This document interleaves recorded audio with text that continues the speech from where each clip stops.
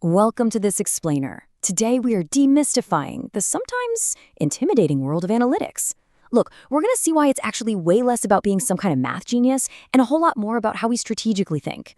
We're going to break down the buzzwords, meet the actual people behind the data, and learn how to train our brains to make better decisions. Let's get right into it. Okay, so let's anchor this whole thing with a totally brilliant quote from the statistician George Box. He said, "All models are wrong, but some are useful." We so often treat data as this absolute infallible truth.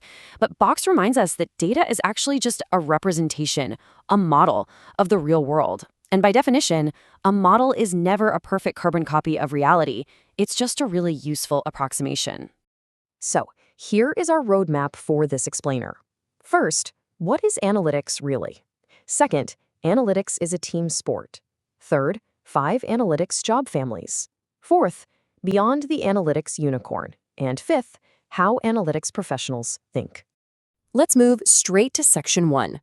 What is analytics really? We're defining the buzzword. To really get analytics, we first have to understand data itself. At its core, data is simply stored information that acts as a model of the real world. It's evolved from ancient notches carved on a bone thousands of years ago, right, up to the massive digital footprints we leave today with our smartphones.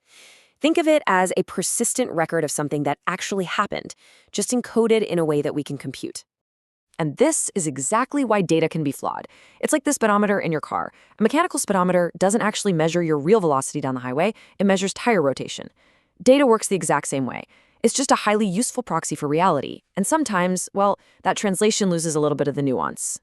So here is the absolute crucial point. Analytics is not just a technology. It's actually a structured, comprehensive strategy that helps us break down problems using facts. It's the overarching approach. The technology, the hardware, the software, those are just the enablers we use to get there. The real magic is applying this scientific method to our biggest, hairiest business challenges. And to execute that strategy, we reach for 2 primary tools. On the one hand, we use inductive reasoning to form broad generalizations from very specific pieces of evidence. Now, that always involves a little bit of uncertainty. On the flip side, we use deductive reasoning. This is where we make a big general assertion and then use hard facts to prove or disprove it. Both of these are absolutely essential in your analytical toolkit. All right, moving to section 2.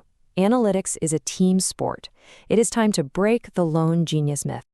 We've all seen this trope, right? The idea that analytics belongs strictly to the lone geniuses, the statisticians, the computer scientists tucked away in some dark lab. Let's call this the unicorn myth. But the reality? Data scientists make up only a tiny fraction of the people who actually support data-driven decision-making. It's a team sport, and it's played throughout the entire organization by a wide spectrum of people. Which brings us to section 3, 5 analytics job families. Let's look at this ecosystem of talent. Look at how these 5 distinct job families interlock. You've got business analysis connecting the workflow. You've got technical analysis handling the complex data architecture. Leadership is there driving the strategy. Statistical analysis is digging deep into the advanced modeling. And analytics product management is keeping the whole lifecycle on track. It's a fully functioning ecosystem. Everyone completely relies on the others. Section 4, beyond the analytics unicorn. Let's talk about balancing those human competencies. If you follow the colored lines on this radar chart, you can clearly see how different roles require completely different proficiency levels. A product manager spikes way up in strategic thinking, while a technical analyst spikes heavily in technology literacy. This mathematically proves there is no single analytics unicorn who knows it all. Expecting one person to master the whole shebang is just impossible. So instead of hunting for mythical unicorns, successful organizations build teams that combine these 4 core areas. You need technical knowledge of the tools. You need deep business domain expertise.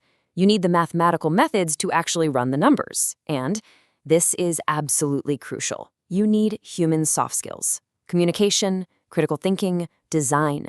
Those are what actually turn a boring spreadsheet into an actionable business strategy. And that brings us to our final act, section 5. How analytics professionals think. We're going inside the analytical mind. Let's test your own analytical thinking right now with a super famous problem from behavioral economics. Okay, a bat and a ball cost $1.10 in total. The bat costs exactly $1 more than the ball. How much does the ball cost? Seriously, Take a second. What is the very first number that just popped into your head? Well, if you guessed 10 cents, don't worry, you are in the vast majority, but your brain took a lazy shortcut. Let's break down this simple algebra. If the ball is X, then the bat is $1 plus X. So $1 plus 2X equals 110.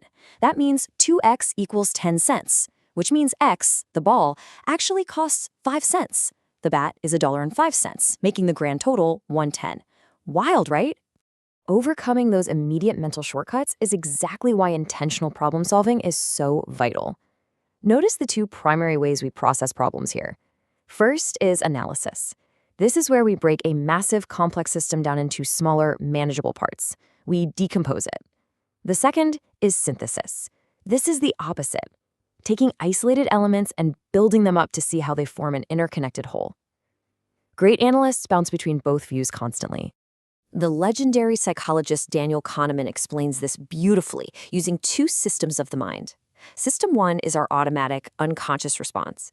It relies on quick mental shortcuts. It's the system that just yelled 10 cents at you a moment ago. System 2, on the other hand, is the slower, deliberate, highly thoughtful critical thinking. System 2 takes real effort to switch on, but it's exactly what we need to produce accurate analytics. So, to train our System 2 thinking, we have to actively build new habits. We've got to question our assumptions and ask why at every turn. We need to practice on complex real-world problems and actively invite feedback. It requires a total commitment to lifelong learning to expand those mental models. And finally, we have to actively reflect on our findings, maybe even keep a journal to track how our thinking evolves over time. As we wrap up this explainer, I want to leave you with a provocative question to take back to your own work. How are you actively evaluating your own biases and mental shortcuts today? Are you just letting System 1 run the show, or are you doing the hard work to engage System 2? Thank you so much for exploring the true nature of analytics with me. Keep questioning, keep learning, and we will see you next time.